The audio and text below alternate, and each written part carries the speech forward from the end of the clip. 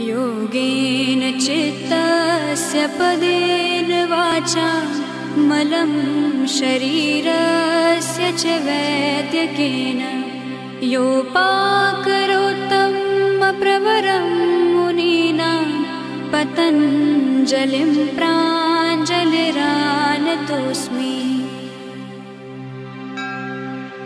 योगेन चित्तस्य पदेन वाचा मलं शरीरस्य च वैद्यकेन योपाकरोत्तं प्रवरं मुनीनां पतञ्जलिं प्राञ्जलिरानतोऽस्मि। योगेन चित्तस्य पदेन वाचा मलं शरीरस्य च वैद्यकेन